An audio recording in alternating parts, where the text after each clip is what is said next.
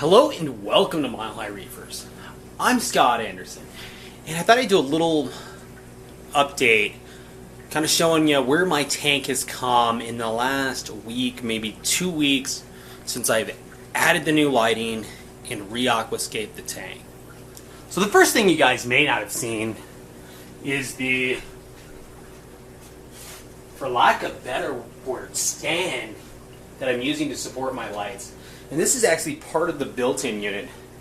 I've majorly overbuilt this thing, as each of the doors that I'm going to be putting on there, when they're covered with a slate, are going to be close to 50 pounds. So I'm thinking huge hinges, 3/4 inch doors, huge heavy-duty stuff to make that work.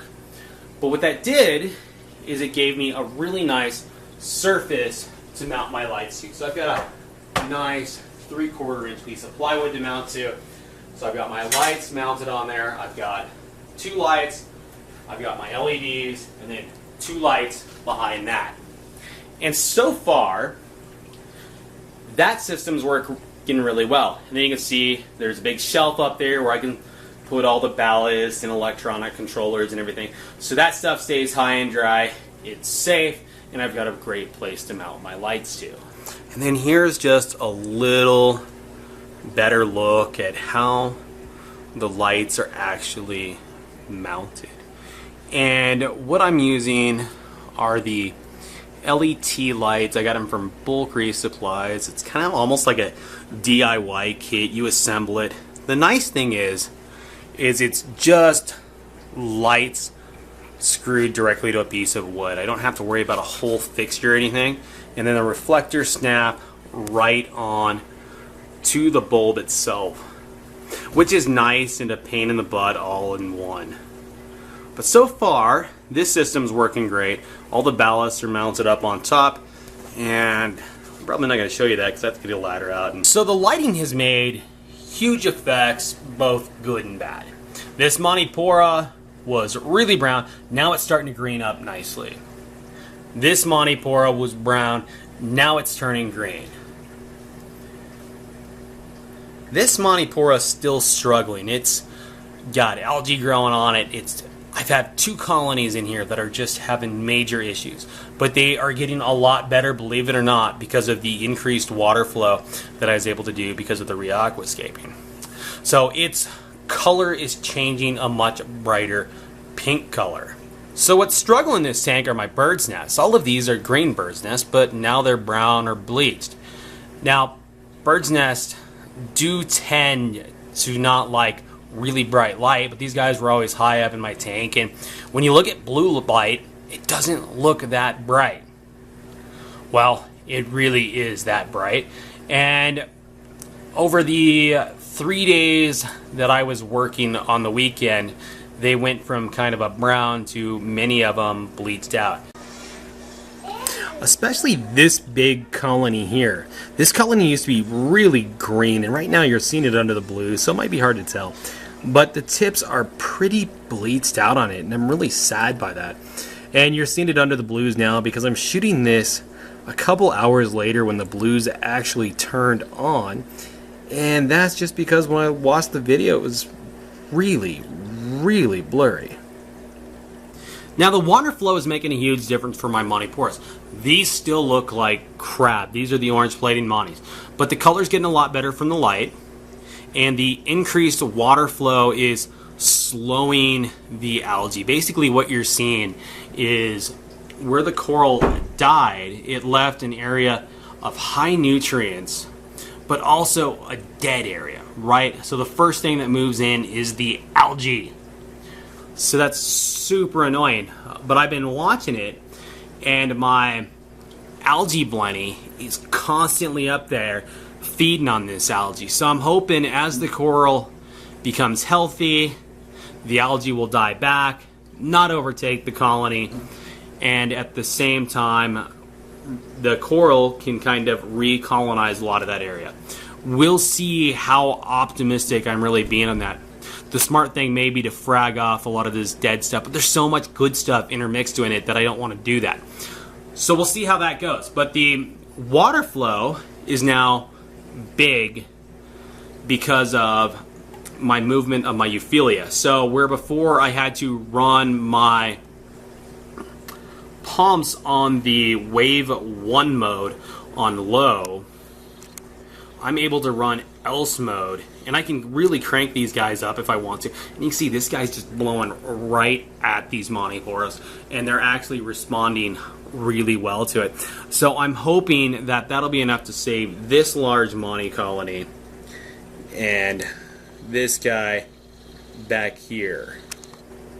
So we'll see how that actually goes. And sorry for the glare. So the problem with big changes is it causes havoc in the tank, and you see what happened, right? I did new Aquascape, new lighting, pulled a fish out of there, redid everything, new water flow. So my tank is in absolute chaos.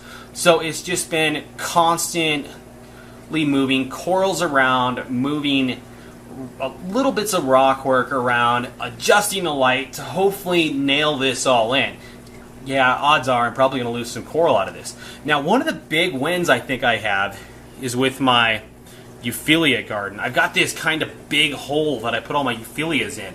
So now I've got good water flow in my tank, but the Euphyllia aren't blown around to the point where they're pulled in. If you remember my gold hammer, it was... the skin was ripped off of it. The tissue was ripped off of it. That's a really pricey coral to do that to. Now the cool thing about hammers is you can grow them all together. So I've got them hammers and frog spawns. Don't try sticking a torch in the middle. I hear they burn the crap out of each other. So I've got all my hammers and frog spawns packed together in this little hole where they can really open up because there's low current. There's enough flow in there to move around to give them what they need. There's enough light there to give them what they need. But it's not blowing them too much. But at the same time, everything around this hole is getting great water flow. I mean, the sea fan or gorgonia you're looking at, they're moving pretty good. That's good water flow. So all of this is working really well. And these Euphyllia are the reason my Monties are having problems, in my opinion. My guess is the low water flow allowed some sort of bacterial infection or something to settle in, and I wasn't getting good polyp extension before, and it just wasn't going well. So hopefully with the new water flow and the increased light, that's going to help those Monties out a lot. The Monties love high light. Unfortunately, the bird's nests don't, and I've kind of got them intermixed, and that's probably a really bad idea. But anyways, that's what I'm doing.